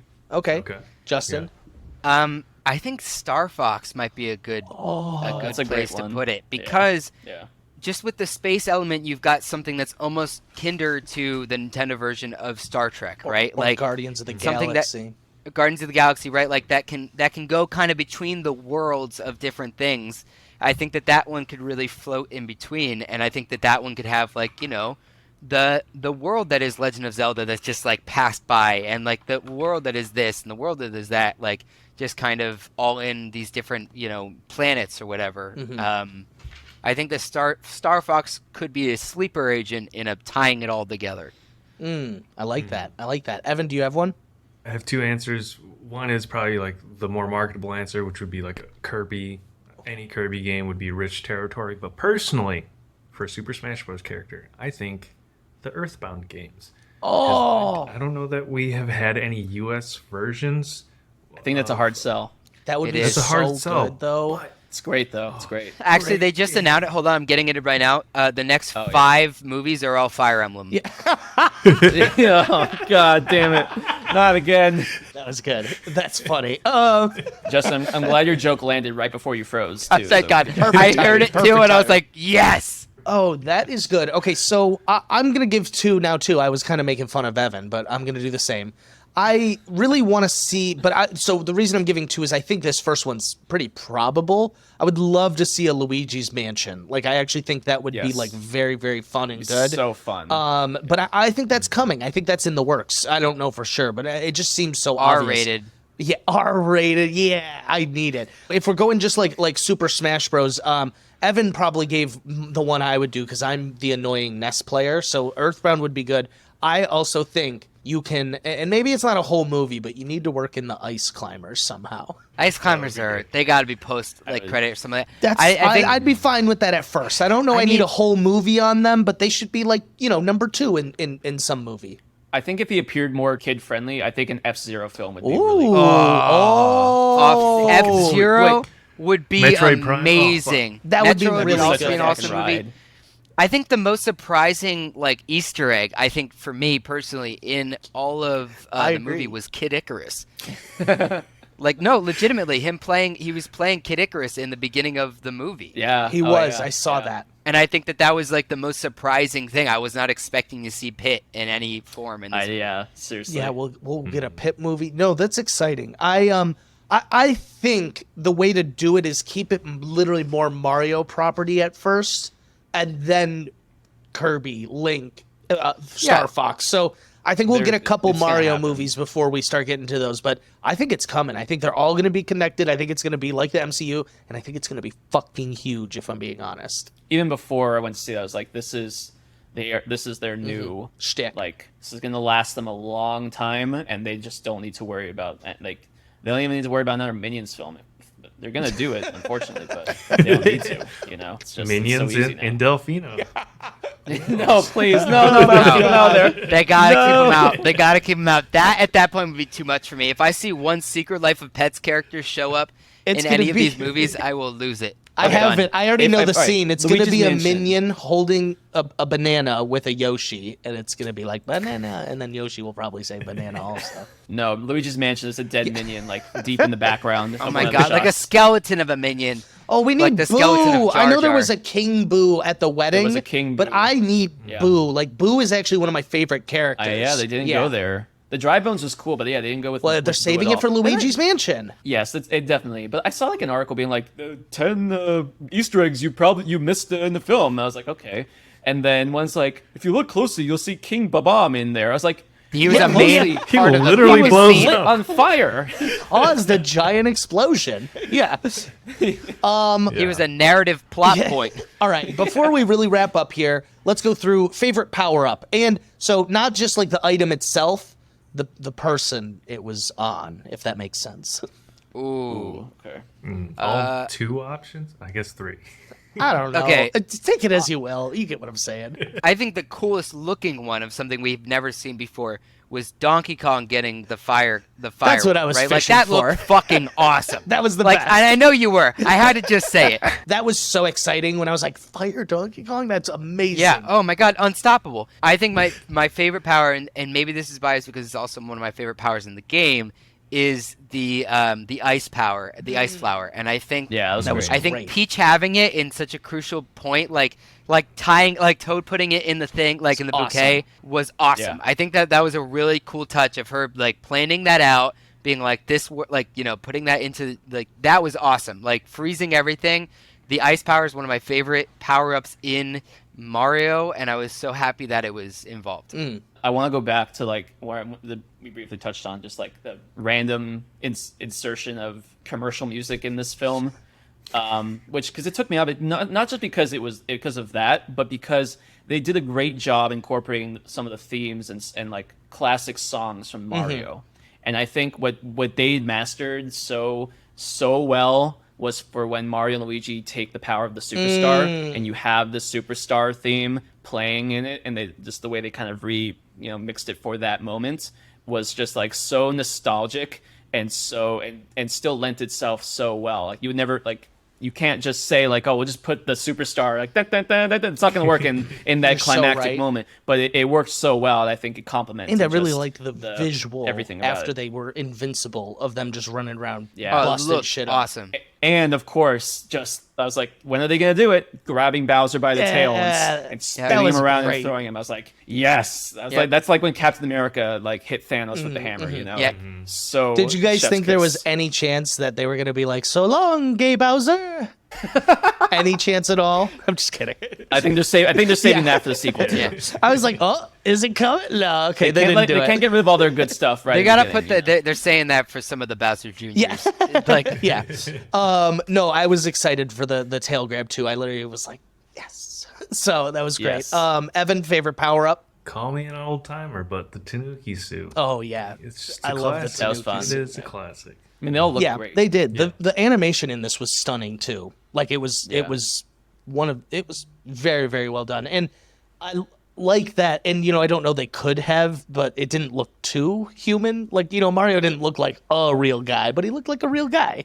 My favorite one was probably Fire Donkey Kong. But I did really enjoy the cat suit. That ended up being a much more funny scene than I thought it was going to be.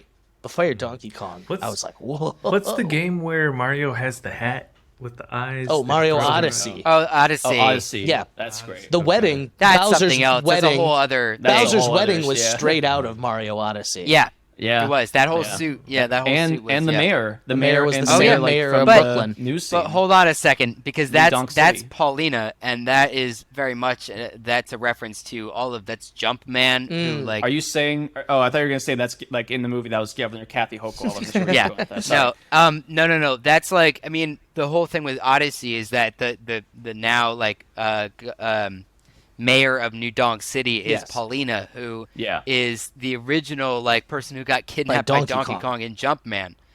Okay. Like he was technically like, you know, I don't know, technically Mario's first love interest, but that's a big thing in Odyssey is that like she's brought back for that big of a role. It was really cool to see her as like still the I mayor. loved all the references. I just loved them so Yeah. much. You know what we're going to get into here?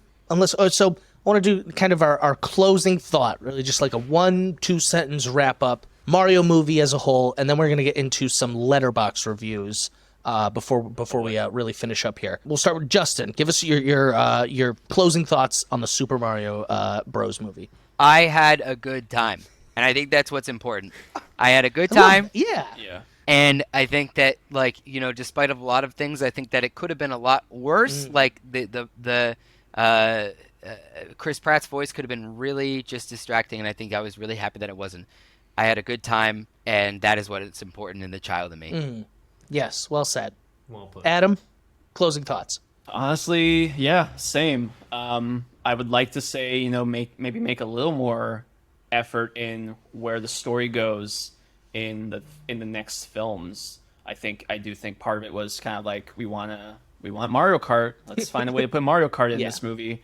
But end of the day, it was fun. Like if you're a huge Mario fan or not, like you know what Mario is. You're not going to need to know that there is a huge plot behind this story, and you're still going to have a good time. And it has the things that the diehard fans are going to notice and say like, yes, this is so cool. I get to see this now in a film after so many years. You know. Well said. My closing thoughts. I had such a good time in this movie. For normally being such a plot and theme nitpicker, did not matter to me. The faults it did have, you know, Chris Pratt maybe not being the best, did not matter to me. I had such a fun time. So many references, fun scenes, funny moments. It's not something I would go see again right now, but I'm definitely going to watch this again at some point. I am excited for more movies as well.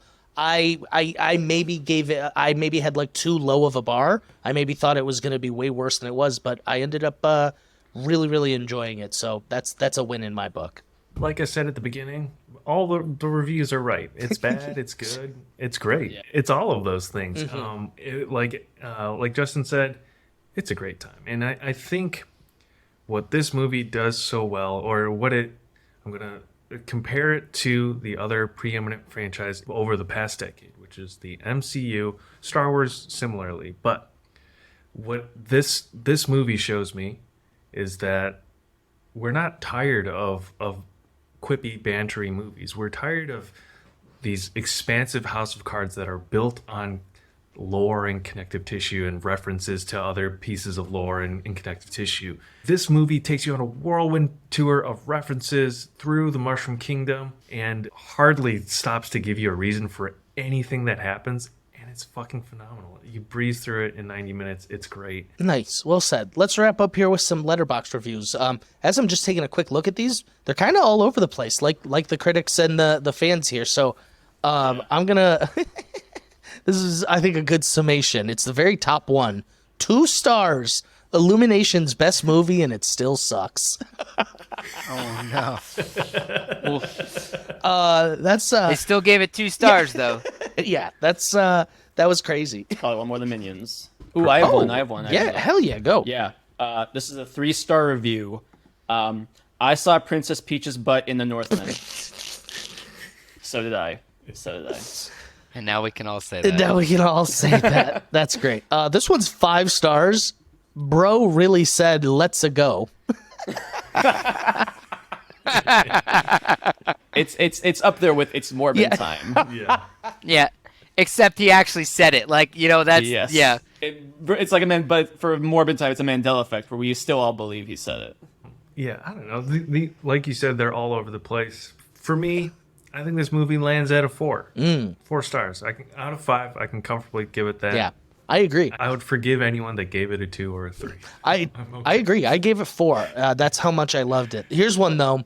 0 stars. Luigi and Bowser better kiss. We didn't get one kiss between them. Yeah, that's ridiculous. Yeah.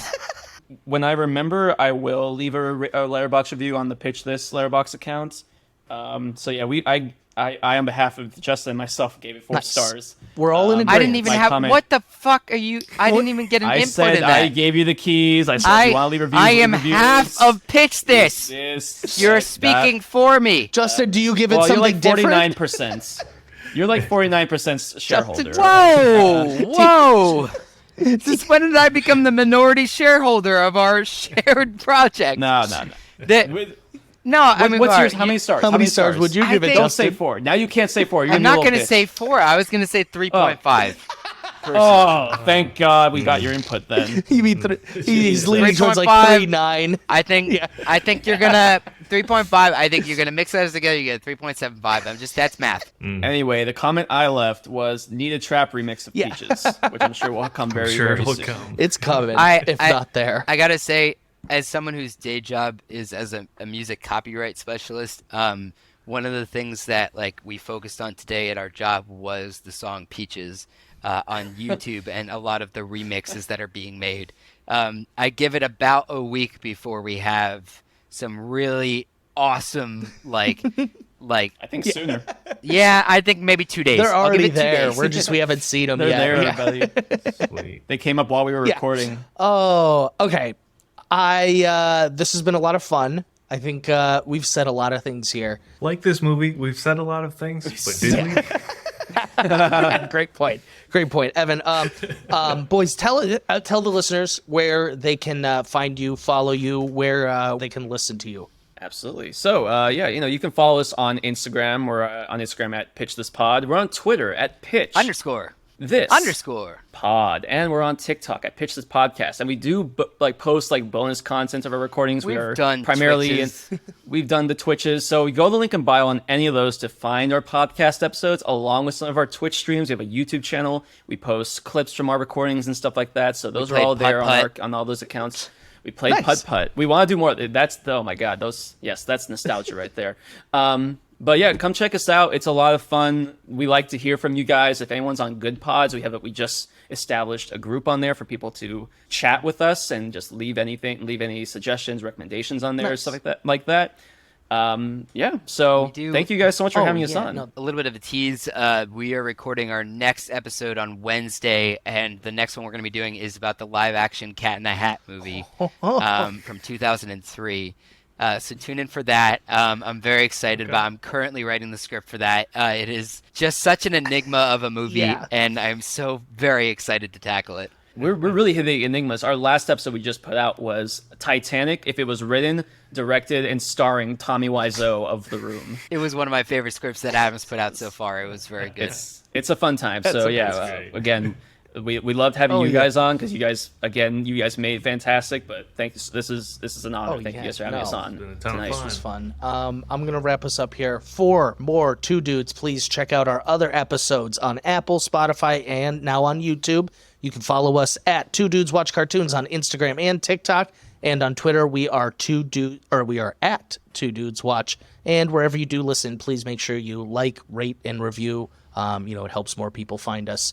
Seriously, this was a ton of fun. If you couldn't tell by the number of times I laughed, I feel like I got an ab workout. So this was like a twofer for me. Nice. So thank you guys for coming. This was a good time. And I'm glad we were able to enjoy this probably bad movie that we all seemingly loved so much. So it's hard. I think we're all processing it. We're still going through it. It's go like again. I'm convinced. I need to see it. think we have to I see will it be again. going again. Yeah. I can say for sure I will be going again. This was fun. This was a lot of fun. Thank you guys for coming, and we will see you all next time.